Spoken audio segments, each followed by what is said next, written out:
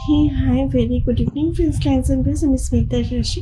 আজকে সকালে যেমন কমিট করেছিলাম তেমনি চলে এসেছি আমি একটা টিপস নিয়ে, বাস্তু রিলেটেড টিপস।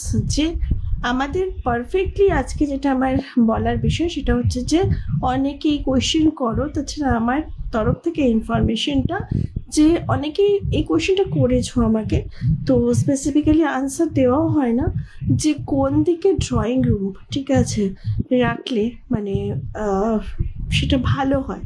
ড্রয়িং রুম তো মানুষের অনেক দিকেই থাকে এবং সেক্ষেত্রে প্রপার সাইডে অনেকেরই থাকে না, সেক্ষেত্রে আমরা রেমেডি ইউজ করি।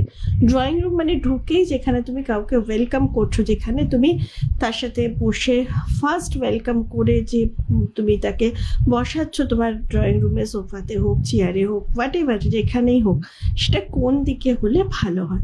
সেটা অফকোর্স আমি দুটো সাইডকে বলবো যে সেই দুটো সাইড কিন্তু পারফেক্ট হচ্ছে যে ড্রয়িং রুমের জন্য। একটা হচ্ছে যে পার্টিকুলার যে নর্থ সাইডটা আছে, নর্থ সাইডে যদি তুমি ড্রয়িং রুম করবে করো করো বা তোমার অলরেডি থেকে থাকে, দেখবে যে সেখানে অলওয়েজ যে সমস্ত মানুষ আসছে মানে কোনো আইডিয়াস, কোনো অপরচুনিটিস, কোনো প্রোগ্রেসকে নিয়ে সেখানে কথা হচ্ছে সবসময়, কোনো বেকার টপিক বা গসিপিং এই জাতীয় জিনিসগুলো কমই হয়।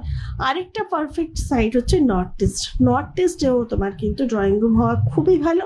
সেখানে যারা তোমার গেস্ট আসছে বা রিলেটিভস আসছে বা ফ্যামিলি আসছে, তো সেখানে তাদের সাথে তোমার রিলেশনশিপের বন্ডিং অনেক স্ট্রং থাকবে।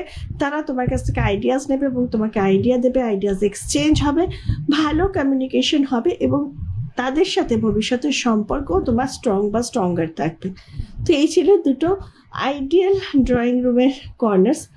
তাছাড়াও ড্রয়িং রুম অন্যান্য দিকেও হয়ে থাকে, তো সেক্ষেত্রে আমরা কিছু রেমেডিজ ইউজ করব সেগুলো পারফেক্ট না হওয়ার জন্য। তাহলে এই ছিল ছোট্ট একটা ইনফরমেশন।